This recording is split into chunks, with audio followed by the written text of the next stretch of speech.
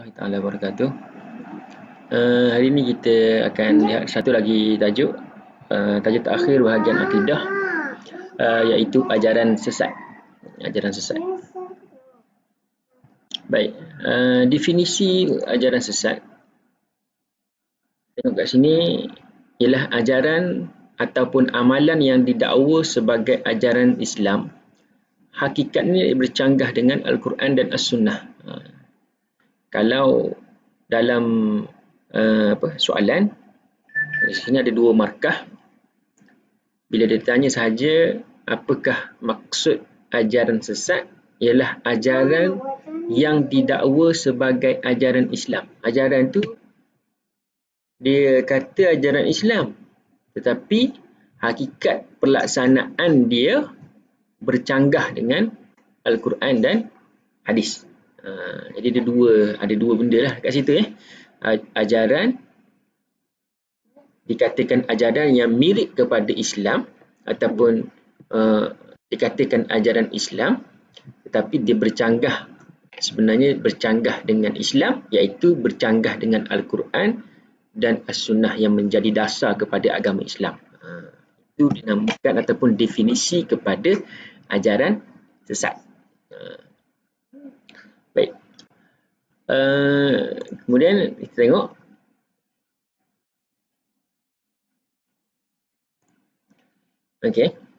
ciri-ciri. Kita nak tengok ciri-ciri yang dikatakan ajaran sesat ialah, yang pertama sekali ialah tentu ajaran ini dia mencemarkan kesucian Al-Quran dan As-Sunnah dalam apa jua bentuk sekalipun lah. Sama ada dia apa jua bentuk yang mencemarkan kesucian, baik dia menolak Al-Quran ataupun dia memperlekehkan Al-Quran ataupun mengubah ayat-ayat dalam kandungan Al-Quran. Ciri yang kedua ialah dia mendewa-dewakan pemimpin. Pemimpin yang menjadi pengasas kepada ajaran ini diagung-agungkan. Kita dalam Islam memanglah kita ada Nabi Muhammad adalah Rasul, betul lah. Tapi kita tidak mengagung-agungkan atau mendewa-dewakan batang tubuh Nabi itu.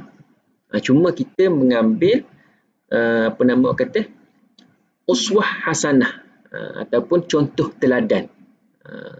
Contoh teladan dan kita memperakui bahawa Nabi itu adalah merupakan pesuruh Allah dan kita tidak mendewa-dewakannya. Dan mendewa-dewakan Nabi itu merupakan satu kesalahan dalam Islam. Tak boleh. Kemudian menolak perkara-perkara qat'i. Perkara qat'i adalah perkara yang telah ada dalam Al-Quran. Ditolak. Contohnya solat. Solat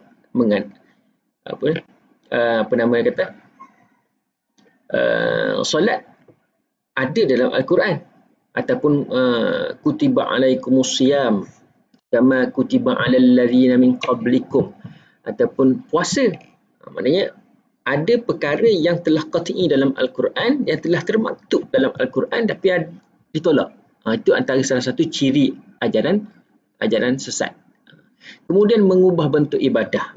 Seperti mana kita tahu kita ada solat, solat pula 5 waktu. Tiba-tiba ada ajaran itu dia memperutukan solat itu ada 3 saja contohnya. Ataupun zuhur contohnya ada 4, dipendekkan menjadi 2. Melainkan kita ada jamak qasar, itu lain lah. Mengubah bentuk ibadah. Ataupun puasa. Biasanya kita puasa daripada terbit fajar hingga terbenam matahari.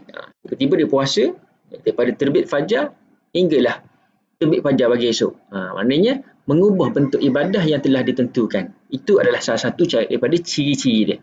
Kemudian mengubah konsep dosa dan pahala, mendakwa boleh melakukan perkara-perkara pelik.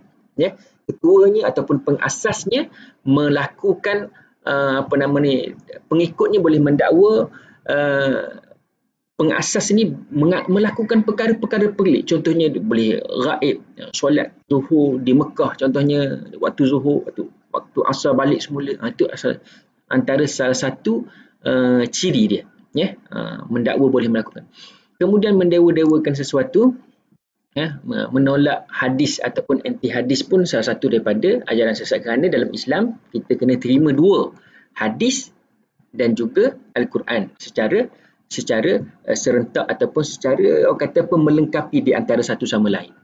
Baik, kesan dia ini dalam soalan biasanya kesan ni lebih kepada soalan yang terbuka lah, ya, terbuka. Cuma kamu kena fokus kepada soalan itu sama ada dia nak kepada kesan buruk kepada individu ataupun kepada masyarakat ataupun kepada negara. Selalu saya ingatkan kalau soalan terfokus seperti ini, kalau dia nak keburukan kepada individu, jawapan tu dalam jawapan tu ada individu. Contohnya apa kamu nak sebut? Rosak akidah. Individu akan rosak akidah. Kan? Tak perlu hafal semua. Contohnya kamu nak apa? Soalan tu kesan buruk kepada masyarakat. Kesan buruk kepada masyarakat. Kesan buruk kepada masyarakat. Jadi